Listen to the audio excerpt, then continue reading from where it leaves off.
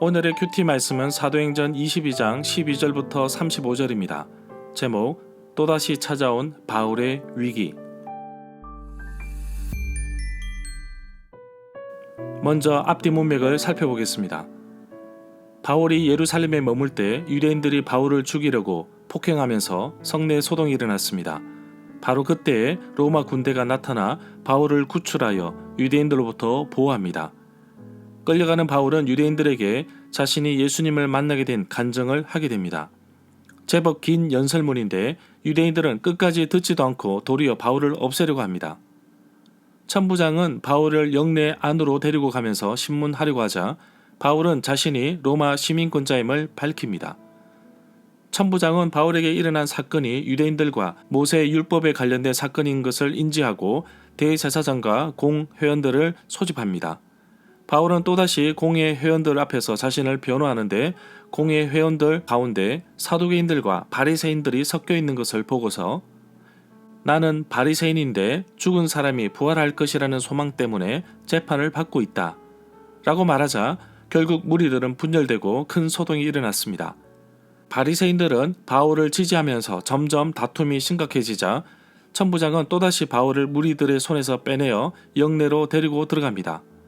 그날 밤에 주께서 바울 곁에 서서 용기를 주셨습니다. 바울을 고소하였던 유대인들은 어떻게 해서든지 바울을 해하려고 기회를 엿봅니다. 여전히 죄수의 몸이지만 수많은 로마 병사들로부터 안전을 보장받으며 재판장으로 가고 있습니다. 그리고 벨릭스 총독을 만나게 됩니다. 문단을 나눠보겠습니다. 12절부터 21절은 바울을 죽이려는 유대인들, 22절부터 30절은 천부장이 바울을 보호하다, 31절부터 35절은 벨릭스 총독을 만나다. 12절부터 13절에 보면 이튿날 아침 유대인들은 바울을 죽이기 위해 음모를 꾸몄는데 바울을 죽이기 전에는 먹지도 마시지도 않겠다고 가담한 사람이 40명이 넘었습니다. 바울을 죽이려고 음모하려는 40여 명의 유대인들은 바울이 성전에 있던 모습을 보았던 사람들 중에 있었던 사람으로 봅니다. 바울을 쫓아왔던 유대인들은 바울이 예수님을 만난 간증을 듣는 가운데서도 사도행전 22장 22절에 보면 이러한 자는 없애버려라, 살려두면 안 된다 하고 소리를 지르기도 하였습니다. 14절에 보면 음모를 꾸미기 위해 결성된 무리들이 대제사장들과 장로들에게 가서 천부장에게 가서 청혼하러 갑니다. 마치 바울에 관한 일을 좀 더 정확하게 알아보는 척 하면서 바울을 내어달라고 부탁하면 그때 기다리고 있다가 바울이 이리로 오는 길에 죽여버릴 준비를 다 해놓았다고 말합니다. 16절에 보면 그런데 바울의 생질 조카가 이 음모를 듣고 병영으로 들어가서 바울에게 그 사실을 알려주었습니다. 17절부터 18절에 보면 바울이 백부장에게 자기 조카를 데리고 천부장에게 가서 말을 전하라고 부탁을 합니다. 20절에 보면 바울의 조카가 천부장에게 유대인들이 공모하기를 바울을 신문한다고 하면서 캐물어 보는 척 할 것인데 내일 바울을 공의회로 끌어오게 해달라고 천부장님께 청하기로 뜻을 모았다고 말합니다. 21절에 보면 그러나 그들의 요구를 듣지 말고 또 그들의 말에 넘어가지 말라고 당부합니다. 이들은 바울을 죽이기 전에 먹지도 마시지도 않겠다고 맹세한 사람으로 무려 40명이나 되고 심지어 이들은 숨어서 바울을 기다리고 있다고 전해주었습니다. 그들은 지금 다 준비하고 천부장님의 승낙만 기다리고 있다고 말합니다. 23절에 보면 천부장이 백부장 2명을 불러서 오늘 밤 제30, 밤 9시에 가이사랴로 출발할 수 있도록 보병 200명과 기병 70명과 창병 200명을 준비하라고 하였습니다. 일반적으로 제3시는 해가 뜨는 것을 기준으로 오전 9시입니다. 밤 제3시는 밤 9시를 말합니다. 해가 지고 나서 3시간이 흐른 상태를 말합니다.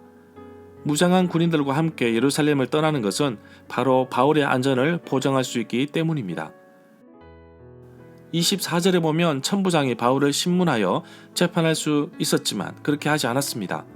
바울이 로마 시민권을 가지고 있었고 잘못된 행정처분으로 인해 징계를 받을 수 있었기 때문에 바울을 해당 관청이 있는 가이사랴로 넘깁니다.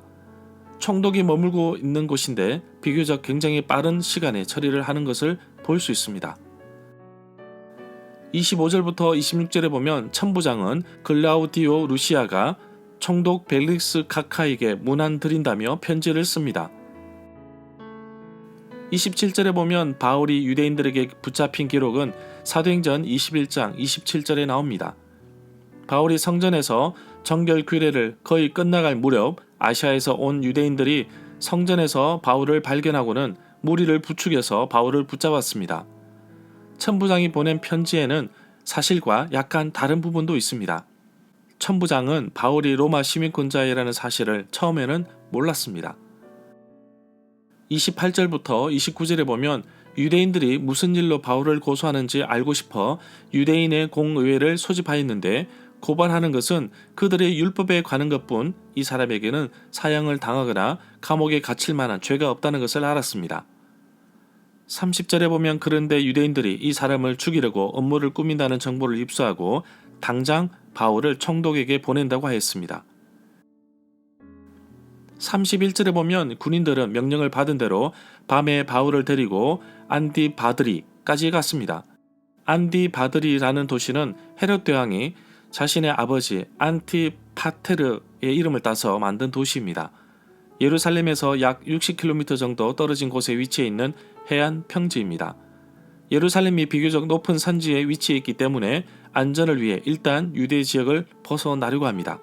그런데 밤중에 60km 정도 되는 거리를 가야 하는데 군인들의 수도 만만치 않았습니다. 23절에 보면 470명이나 되는 수입니다. 32절에 보면 이튿날에 기병들이 바울을 가이사랴로 호송하라고 부탁하고 다른 군인들은 예루살렘에 있는 병영으로 돌아왔습니다. 33절에 보면 총독에게 전달된 편지는 예루살렘에 있는 천부장이 기록한 것입니다.